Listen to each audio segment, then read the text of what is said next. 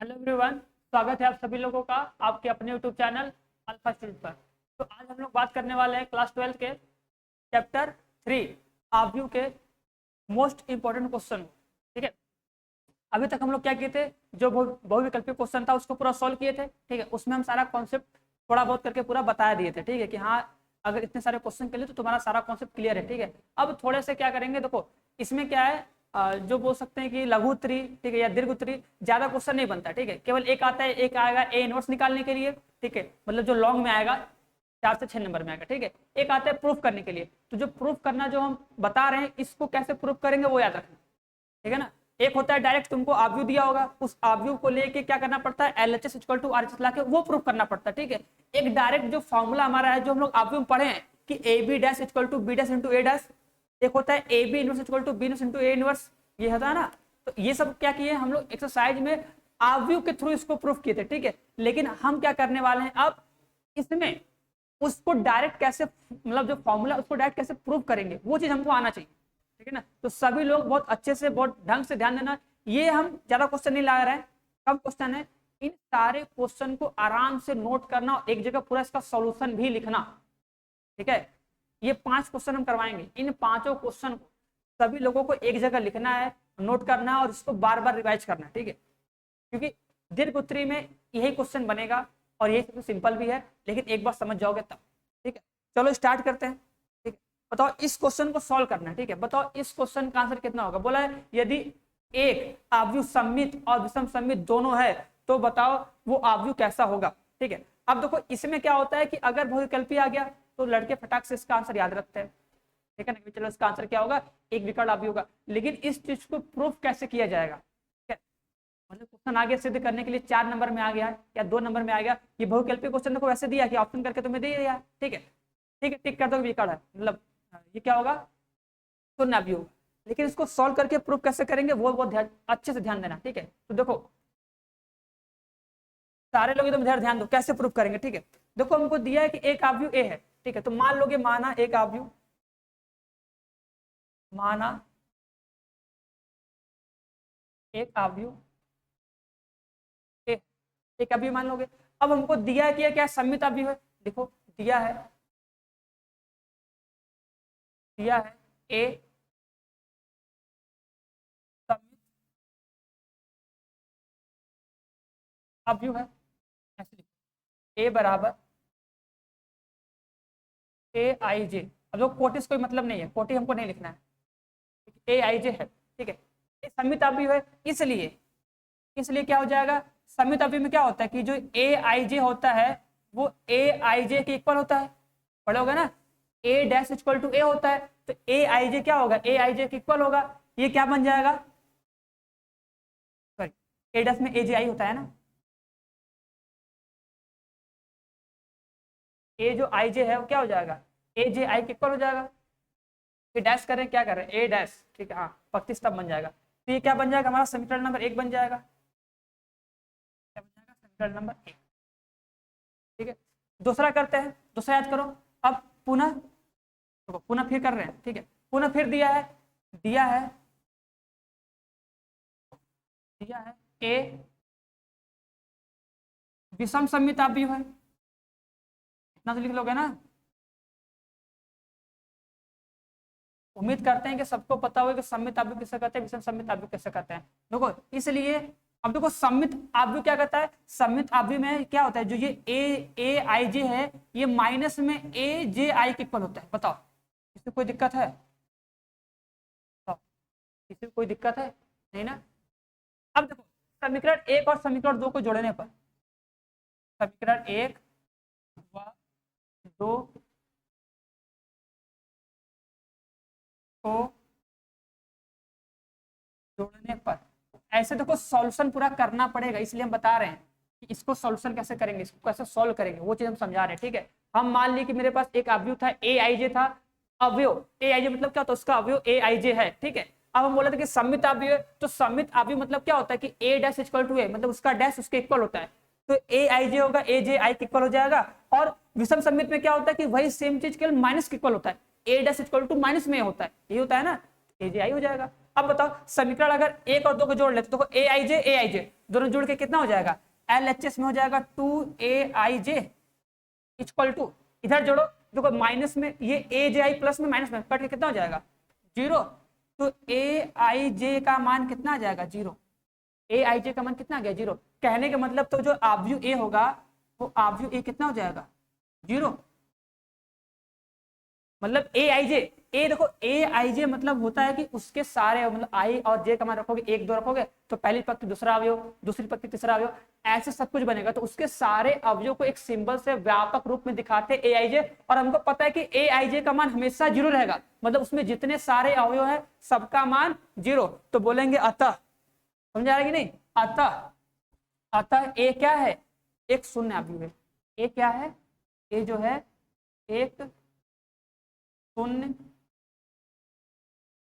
अवयव है। चलो ऐसे देखो इसको सॉल्व करना पड़ेगा, देख लो, और इसका स्क्रीनशॉट लेकर रख लो कि अगर कभी एग्जाम में आ गया तो ऐसे सॉल्व करके दिखाएंगे, है ना, ऐसे इसको सॉल्व किया जाता है, आराम से इसको नोट करो। ठीक है, चलो आप नेक्स्ट क्वेश्चन बताओ। इस क्वेश्चन को प्रूफ करना है, बताओ इस क्वेश्चन में प्रूफ करना। अब देखो ये सब फॉर्मूला हम पढ़े हैं, लेकिन अब इसको प्रूफ करने के लिए तो आता है ना कि इसको सिद्ध कीजिए कि A B dash equal to क्या, B dash into A dash. तो कैसे इसको हम प्रूफ करेंगे, बस वो देखो, कैसे इसको हम लोग प्रूफ करेंगे, बस वो देखो।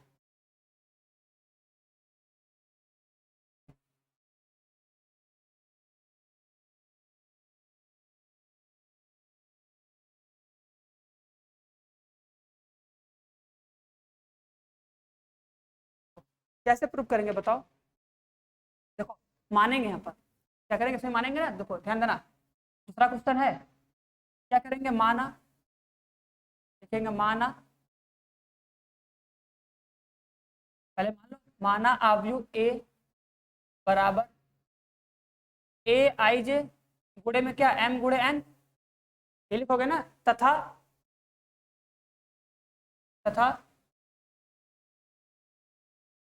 आव्यूह B बराबर क्या लोगे, देखो याद करो, आव्यूह B ऐसा लेंगे, देखो याद करो, जब दो आव्यूह का जब गुणा होता है, जब दो आव्यूह का गुणा होता है तो पहले में स्तंभों की संख्या, दूसरे में क्या पंक्ति की संख्या बराबर होनी चाहिए। तो यहाँ पे क्या लिखेंगे, J और K लिखेंगे, ये होता है ना, पहले में स्तंभों की संख्या, फिर उसमें पंक्ति की संख्या, इसमें स्तंभों की संख्या उसमें पंक्ति की संख्या बराबर करेंगे कि नहीं, N गुणे P ऐसे लिखेंगे ना, ये आना चाहिए, ऐसा नहीं कि कुछ भी मान लेंगे, क्योंकि हमको पता है कि जब दो आव्यूह का गुणन होता है तो उसमें क्या होता है कि पहले में स्तंभ की संख्या, दूसरे में पंक्ति की संख्या बराबर होनी चाहिए। ठीक है, तथा अब लिखो, और अब देखो हमको प्रूफ करना है डैश, तो निकाल लेते हैं डैश कितना होगा, देखो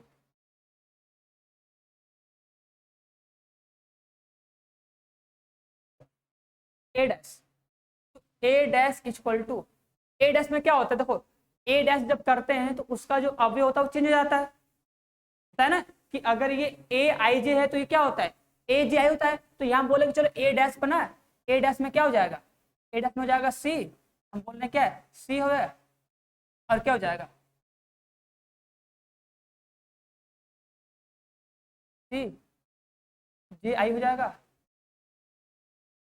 हो जाएगा C J हो जाएगा। और अगर ये M गुणे N का तो क्या हो जाएगा, N गुणे M का हो जाएगा। तो किसी को कोई दिक्कत है, तो कोई एग्जाम्पल लेके समझा दे, समझ लो पहले। देखो अगर कोई एक आव्यूह A है, मान लो ये 1 2 3 है, 4 5 6 लिखा है, ठीक है, समझना, ये कितना कोटि है, ये 2 गुणे 3 कोटि है, 2 गुणे 3 का कोटि है कि नहीं। अब बताओ इसका अगर हम डैश निकालें, डैश मतलब इसको बोल रहे हैं C, तो क्या बोलते हैं C, तो डैश में क्या करोगे, जो पंक्ति था वो स्तंभ बन जाएगा, जो पंक्ति था वो स्तंभ बन जाएगा। बताओ ऐसे होगा कि नहीं, बताओ। अब ये 3 गुणे था तो ये कितना हो जाएगा, 3 गुणे 2, देखो ध्यान से देखो एकदम, ए डैश मतलब होता है एक नया आव्यूह बन जाएगा, तो उसको हम C मान लेंगे ना, ABC D मान सकते, कुछ मान सकते, C मान लिए, ऐसे बन गया। अब देखो अगर ये 2 गुणे 3 का था, तो ये 3 गुणे 2 का होगा कि नहीं, ऑर्डर बदल गया। अब देखो एक चीज बहुत बहुत इंपॉर्टेंट बता रहे, देखो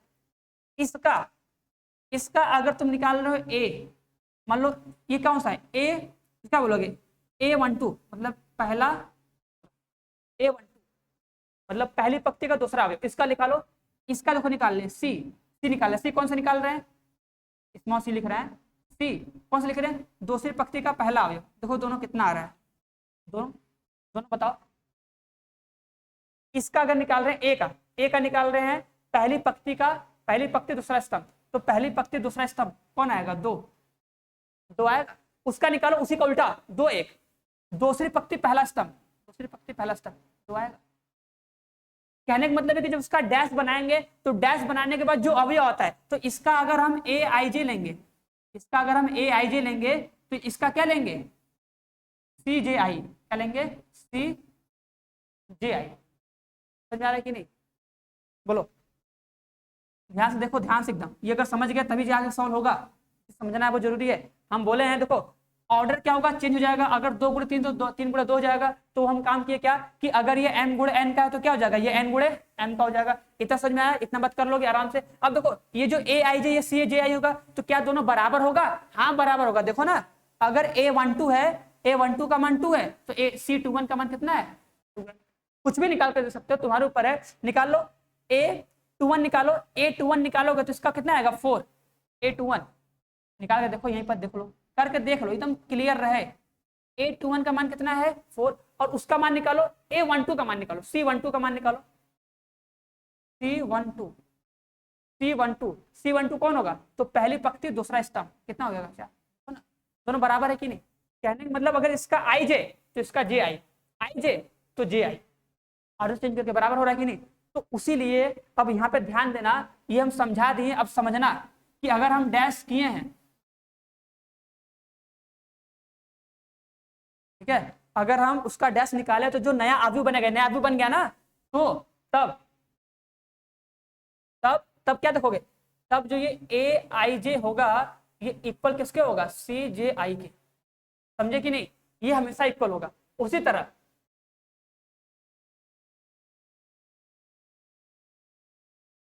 इसी प्रकार बी डैश बना लो, तो बी डैश में क्या होगा? डी ले लो, नया अवयव डी।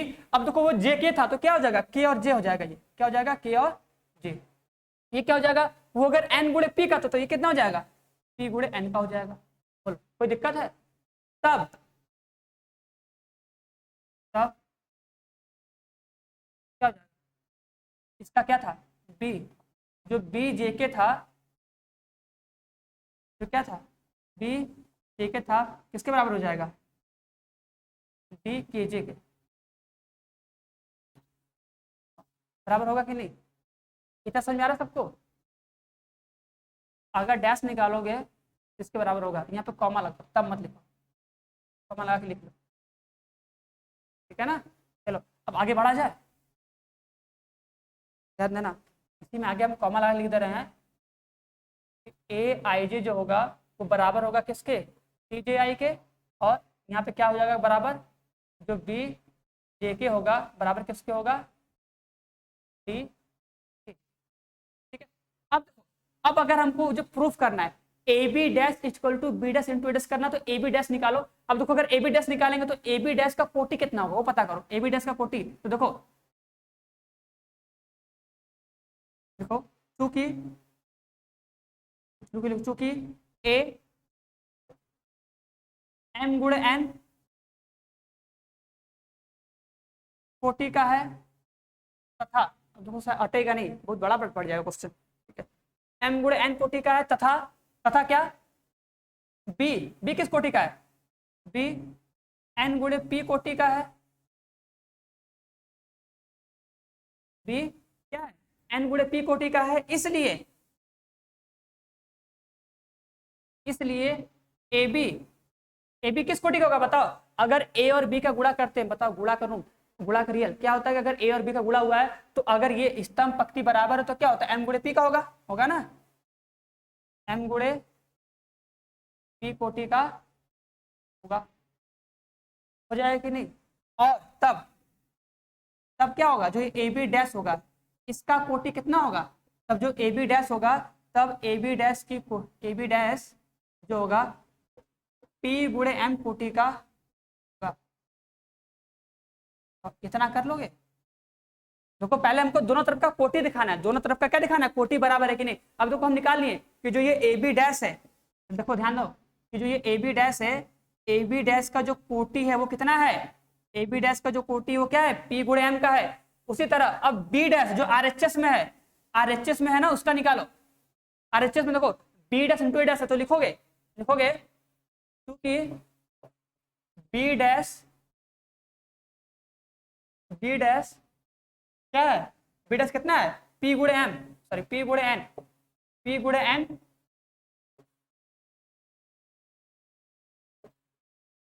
गुणे एन कोटि का है, और ए डैश एन गुणे एम कोटि का है। इतना कर लोगे ना, तब अब बताओ B dash into A dash करो। बी का अगर बी डैश का अगर ए डैश से गुणा करोगे, देखो इसमें स्तंभ इसमें पंक्ति बराबर है, तो आव्यूह किस कोटि का होगा जाएगा, आव्यूह हो जाएगा पी गुणे एम कोटि का होगा। ठीक है, यहाँ पे छोटी की मात्रा रहेगी। ठीक है, बोलो क्या होगा, अतः लिखोगे अतः अब देखो कोटि बराबर होगा तो क्या लिखोगे, ए बी डैश की कोटि बराबर B dash into A dash की। तो पहला काम किए कि दोनों का कोटि बराबर किए, कि इस साइड जो हमारा LHS में ए बी डैश है इसका कोटि कितना है, और RHS में जो B dash into A dash है उसका कोटि कितना है, तो आगे दोनों कोटि बराबर आ गया। अब कोटि बराबर आ गया तो हम क्या करेंगे, अवयव बराबर करेंगे। अच्छा बताओ ये क्यों किए, अरे भाई इसलिए किए कि अगर हमको दो अवयव को अगर बराबर करना होता है तो सबसे पहला काम ये देखते हैं कि इधर जो अवयव है उसका कोटि और जो उधर अवयव है उसका कोटि, दोनों कोटि बराबर होना चाहिए ना, समझ में आ रहा है कि नहीं। क्योंकि अगर कोई एक अवयव अगर इधर है, सोचो ना अगर ये 2 गुणे 3 का है तो इधर वाला भी अवयव क्या होना चाहिए, 2 गुणे 3 का होना चाहिए, तभी क्या होगा, दोनों बराबर हो सकता है, नहीं तो बराबर नहीं होगा।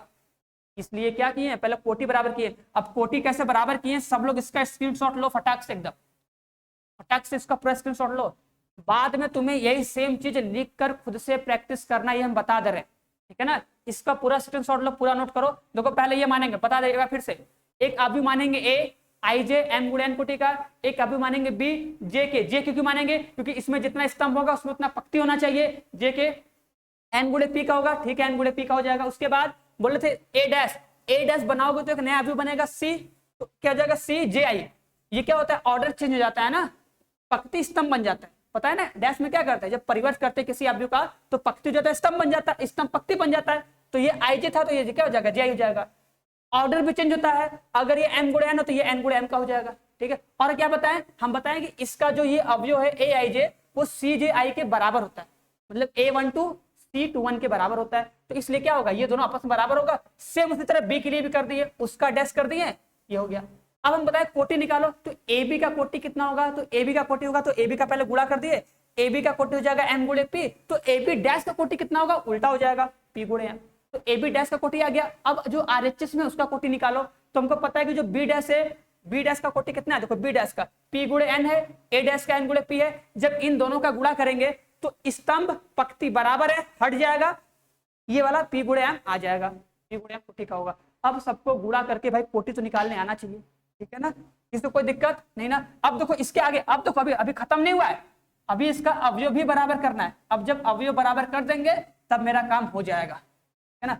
अभी दो अवयव का केवल कोटि बराबर की है कि इस साइड जो अवयव बनेगा, मतलब जो ए बी डैश है इसका जो कोटि है उसके कोटि के बराबर है, कोटि बराबर कर लिए। अब आते हैं अवयव को बराबर करते हैं, इसको नोट कर लेना सभी लोग, है ना। इसको नोट करके बाद में खुद से करके देखना कि तुम्हें ये चीज प्रूफ करने आ रहा है कि नहीं। अगर प्रूफ करने आएगा तो बहुत अच्छी बात है, नहीं आएगा तो प्रैक्टिस करना कि आ जाए, है ना, क्योंकि बिना प्रैक्टिस किए तो आने वाला नहीं है, ठीक है।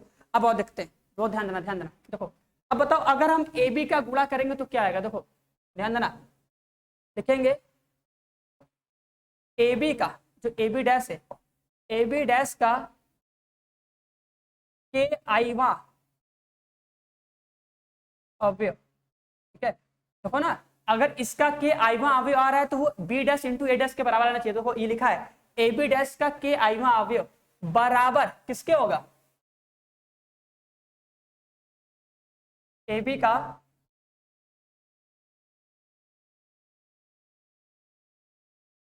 आई कमा केवा अवयव। अब किसी को समझ में नहीं आ रहा कि क्या लिख दिए, अरे भैया वही लिखे हैं, ठीक है। देखो ये पूरा एक अवयव हो गया, सॉरी ए पूरा एक अवयव है, ए बी ये पूरा क्या है, एक अवयव है, ठीक है। ए बी मिलकर एक अवयव बन गया, गुणा हो गया ना। तो तुम सोचो, अच्छा देखो पहले इस चीज को समझा दे। देखो हमको पता है कि जो ये ए है, ठीक है, ध्यान समझना, ए क्या था, ए आई जे था, बी क्या था, केवल अवयव को देखो क्या था, जे और के था। तो जब मल्टीप्लाई करोगे तो देखो जे और जे है ना, ये तो पक्ति स्तंभ बराबर हो जाएगा, मतलब कट जाएगा, मल्टीप्लाई हो जाएगा, ठीक है ना। मल्टीप्लाई करके अवयव बनेगा। तो कौन सा अवयव बनता है, तो इस इन दोनों को मिला के एक नया अवयव बनता है, क्या, सी, इसका आई, मान लो इसको कुछ और ले लेते हैं, मान लो ई, एक अवयव, एक नया अवयव बनेगा ई, क्या हो जाएगा, इसमें आएगा आई और इसमें क्या आएगा, ऐसे बनेगा ना, क्योंकि जे और जे तो बराबर है, इसमें स्तंभ इसमें पक्ति, तो गुणा हो जाएगा, इसका आईवा इसका क्या केवा, तो आई और केवा अवयव आएगा, ठीक है। तो इसका आई और केवा अवयव, तो ए बी का अगर आई और केवा अवयव लोगे तो किसके बराबर होगा, तो उसके डैश का उल्टा, मतलब के आई के बराबर होगा। ये गुणा करने वाला प्रॉपर्टी है, गुणा करने वाला अगर नहीं आएगा तो सारणिक में देख लेना, सर ऑब्वियस में चैप्टर पढ़ाया गया, जाके देख लेना, ठीक है, या बुक खोल के एक बार देख लेना, ठीक है। और देखो अभी बताएं, अभी हम बताया ना कि अगर ए है, अगर ए का अगर तुम A12 ले रहे हो, अगर तुम ए का 12 ले रहे हो तो ये ए डैश के 21 के बराबर होगा, डैश का परिवर्त, इसी को हम सी से दिखते थे ना, सी से, और ये क्या था, उसका डैश तो था, तो परिवर्त में उसी का क्या होता है, उसी के उल्टे के बराबर होता है, अवयव की बात करें तब, ठीक है। तो अगर ये चीज जिसको समझ में नहीं आया थोड़ा सा समझना, थोड़ा सा समझना, थोड़ा समझ लो के बात करता। अब देखो जब ये गुणा हुआ है तो गुणा हुआ तो किसको बताया, देखो आई मतलब ए का जब तुम अवयव लोगे तो क्या लिखोगे, ए आई जे लिखोगे, इसका गुणा किससे होगा, बी से, किसके होगा, जे और के से होगा, यही ना होगा, ऐसे नहीं गुणा करोगे आई जे और जे के। अब बता इसमें मान किसका बदलेगा, इसी जे का ना, जे का क्या लेंगे, पहला स्तंभ, और इसमें मतलब स्तंभ लेंगे, मतलब इसमें स्तंभ लेते हैं, उसमें पक्ति लेते हैं, गुणा करते हैं, और इसमें जे का मान बदलेगा तो जे का मान कहां से कहां तक होगा, तो जे का मान कहां से एक से स्टार्ट होकर एन तक जाएगा। अगर ए बी लिखा है तो अगर तुम ए बी का गुणा किए तो ए का अवयव क्या है, ए का अवयव है ए आई जे, बी का अवयव क्या है, बी जे है, और बीच में इंटू किए हैं, इंटू मतलब गुणा किए। अब देखो तो गुणा करेंगे तो जे का मान होगा ना, पहला स्तंभ पक्ति, स्तंभ का पक्ति से गुणा कराते हैं तो जे का मान बदलेगा, तो जे का मान क्या, एक से लेके एन तक। समझ में आया कि नहीं, इतना हो जाएगा। इतना करने के बाद देखो जिसको समझ में नहीं आ रहा है इस बात को आराम समझो कि ए बी का जो आई केवा होगा वो ए बी डैश के आई के बराबर होगा कि नहीं। अगर इधर समझ में नहीं है तो इधर से समझो। हमको पता है कि अगर एक अवयव ए होता है उसका जब डैश निकालते हैं तो अगर इसका A12 लेते हैं उसका 21 लेते हैं, उल्टा लेते हैं कि नहीं, बराबर करने के लिए। तो वही काम, अगर हम ए बी का अगर आई केवा अवयव ले रहे हैं तो इसका क्या लेंगे, ए बी डैश का के आई लेंगे।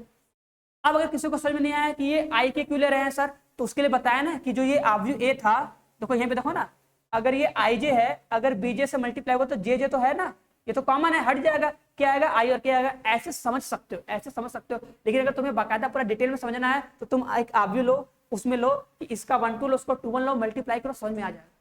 फिलहाल इसको प्रूफ करना तो ऐसा समझो, है ना, कि ये जे जे है, हट जाएगा, मतलब आई और के बचेगा। अब बताओ क्या इसको आगे पीछे कर सकते हैं, इसको हम आगे पीछे कर सकते हैं कि नहीं, बताओ। अरे भैया आगे पीछे कर सकते हैं क्योंकि ये तो अवयव, एक अवयव है ना, अवयव को तो आगे पीछे कर ही सकते हैं, कोई दिक्कत तो है नहीं, कर सकते हो ना, बताओ।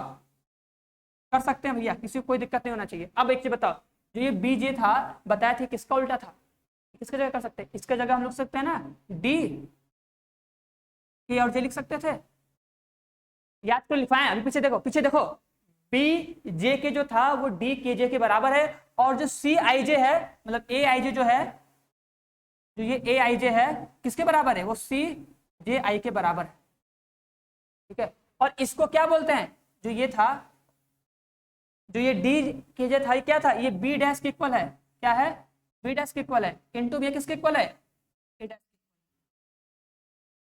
बोलो बोलो बोलो। अरे देखो जब तुम ए बी का गुणा की ध्यान दो, अगर तुम ए बी का गुणा कर रहे थे तो क्या लिखे थे, ए का अवयव बी का अवयव लिखे थे कि नहीं, ए का अवयव बी का अवयव लिखे थे, और जेड का मान 1 से लेके n तक लिखे थे कि नहीं।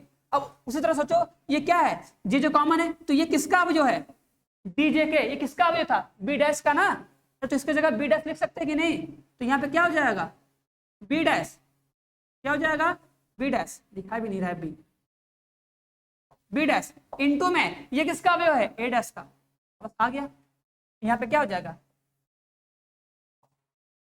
ए बी डैश है, तो मतलब ए बी डैश का जो अवयव है वो क्या हो गया, B dash into A dash के बराबर हो गया। आया कि नहीं?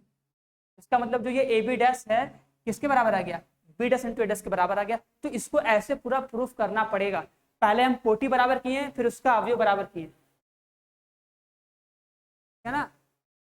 बोलो, ये ए बी डैश था तो ए बी डैश का डैश निकाले तो ए बी डैश कितना अवयव बराबर आ गया। तो इसको तुम्हें ऐसे प्रूफ करना पड़ेगा। एक बार काम करना कि पूरा स्टार्टिंग से जो बताया उसको एक साथ लिखना, ठीक है, लिख के फिर इसको समझना, समझोगे बहुत आराम समझ में आ जाएगा कि कैसे किए। कोटि तक तो कोई दिक्कत नहीं होगा, कोटि कैसे बराबर किए सबको समझ में आया होगा। उसके बाद जो ये वाला काम किए इसमें थोड़ा सा ध्यान देना कि कैसे लिखा है। तो इसको मत देखना, इसको देखना कि ए बी का जो आई केवा अवयव होगा वो ए बी के आई के बराबर होगा, ए बी डैश के। बस अब तुम्हें इसको सॉल्व करके, क्यों देखो, क्योंकि इधर तो ए बी डैश मिल गया, अब ए बी डैश अगर इधर आ गया तो इसको इधर क्या लाना है, हमको B dash into A dash लाना है। हमको B dash into A dash चाहिए, मतलब बी डैश का अवयव और ए डैश का अवयव हमको चाहिए। तो ये था इसका अवयव, ये था इसका अवयव, इन दोनों को आगे पीछे कर दिए। अब ये जो था बी जे आई, हम स्टार्टिंग में बताए थे कि जो बी जे आई था वो डी के जे के इक्वल था, वहां से रख सकते हो, ये इसके रख सकते हो। अब तुमको पता है कि बी डैश का अवयव है, ये ए डैश का इक्वल है, बस रख दिए आगे। तो ऐसे इसको प्रूफ करना है। तो आई होप, उम्मीद करते हैं कि सब लोग ऐसे इसको कर लेगा, ठीक है, कर लोगे सभी लोग। बोलो, जो नहीं कर पाएगा उसके लिए फिर से बोलेंगे, थोड़ा सा करना आ जाएगा, ठीक है। चलो बताओ, इस नेक्स्ट क्वेश्चन को सॉल्व करो सब लोग। नेक्स्ट क्वेश्चन को सभी लोग सॉल्व करो, बताओ कितना इसका आंसर आएगा।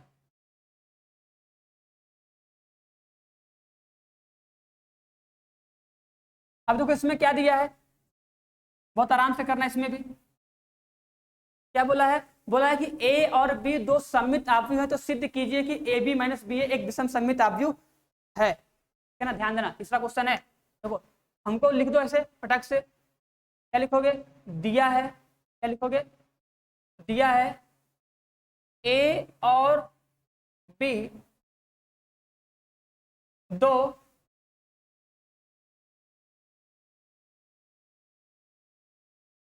सममित आव्यूह हैं, ठीक है। अब सममित आव्यूह का डेफिनेशन क्या होता है, इसलिए ए डैश इक्वल टू ए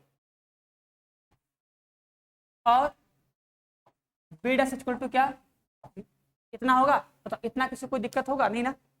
अब देखो, अब हमको सिद्ध करना है कि जो ये ए बी माइनस बी है वो क्या है, विषम सममित आव्यूह है। तो वो विषम सममित आव्यूह कहने का मतलब क्या है कि अगर ये लिखा है ना ए बी माइनस क्या बी ए, ये एक पूरा एक आव्यूह है, ये क्या है, पूरा एक आव्यूह है। मतलब इसको सॉल्व करेंगे भैया, अगर हम ए बी का गुणा कर दिए, फिर बी ए का गुणा किए, फिर उसको घटा दिए, तो घटाने के बाद सॉल्व करेंगे तो क्या मिलेगा, एक आव्यूह मिलेगा।